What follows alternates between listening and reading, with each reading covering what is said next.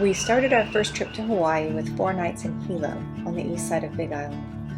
Even though Hilo faces east, this is the only sunrise we saw, because Hilo is rainy and often cloudy. But Hilo is also green and fascinating and one of our favorite places. We stayed at 2 different Airbnbs because of last-minute travel changes, but both places had gardens full of lush tropical plants. We were prepared for Hilo to be rainy. It gets over 140 inches of rain a year, more than twice what we get here in damp Atlanta. And the rain didn't keep us from exploring. It was usually just a light drizzle. The first morning we were anxious to see the ocean, so we followed a trail our landlord described that was just across the street from our rental house, and we got our first glimpse of the striking black rock and clear waters of Hawaii.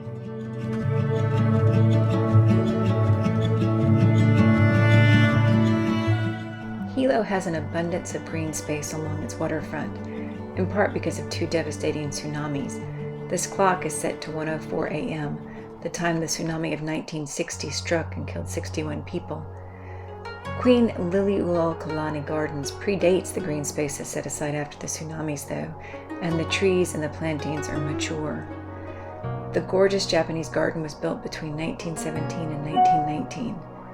In addition to wonderful plants and tranquil design, the park is home to feral chickens, saffron finches,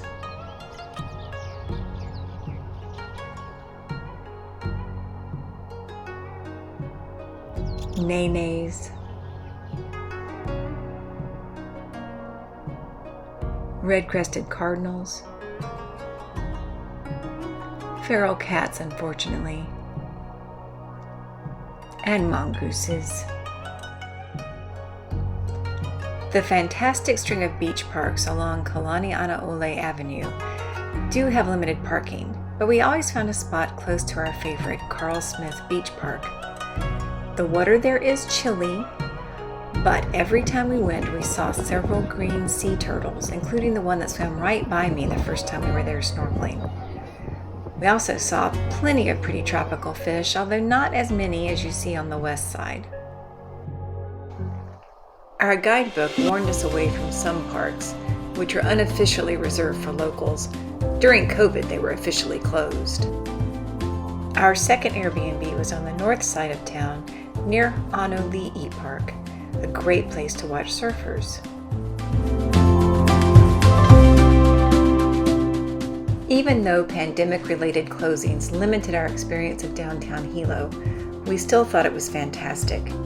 We had great food and visited quite a few local shops that we really enjoyed, including the famous farmers market where we had some of the best tamales we've ever eaten.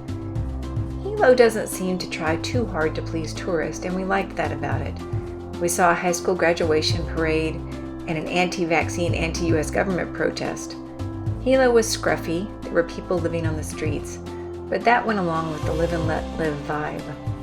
I will say that cruise ships weren't arriving yet when we were there, and I might not enjoy it as much with an extra 3,000 people.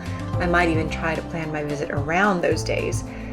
But did I mention there were turtles?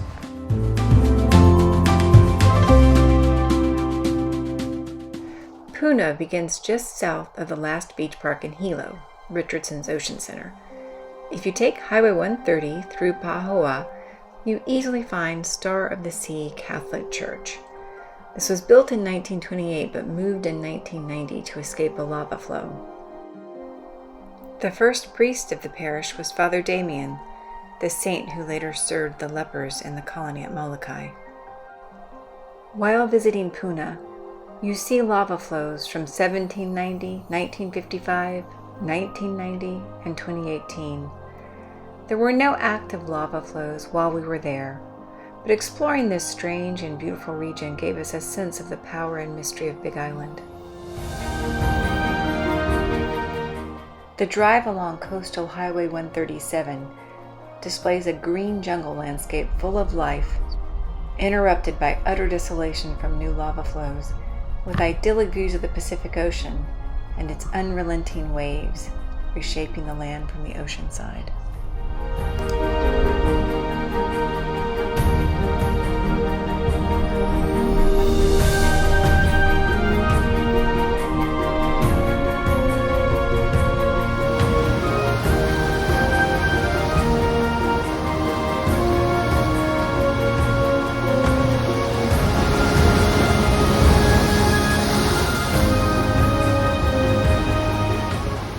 isolation of this area made it hard to find facilities. We thought we'd find food and facilities at the trailhead to Kaimu Beach Park, but thanks to COVID, only the convenience store there was open. So we've been driving here in Puna, looking at some of the more recent lava flows. Trying to find a place. Stop and have a little coffee. Okay, so I said coffee, but really I meant restrooms. And we finally found some at McKenzie State Recreation Area. This is some McKenzie State Recreation Area. I don't know exactly what recreation you can do here except watch the ocean, but I guess that is recreation. I did find out through subsequent internet searches that watching the ocean is the main recreation at McKenzie State Recreation Area. I also learned that the park has a dark history, not just from people being killed by rogue waves or falling from the cliffs, but from what locals believe are dark spirits that inhabit the park. There is a part of Kings Highway Trail in the park, and some lava tubes that you can peer into, but you're not supposed to enter. Further down the road, at the literal end of the road, is Isaac Hale Beach Park.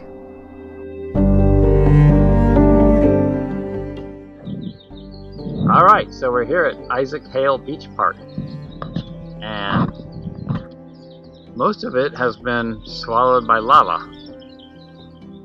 There's still a lot of locals here, but I'm just gonna pan around so you can see it.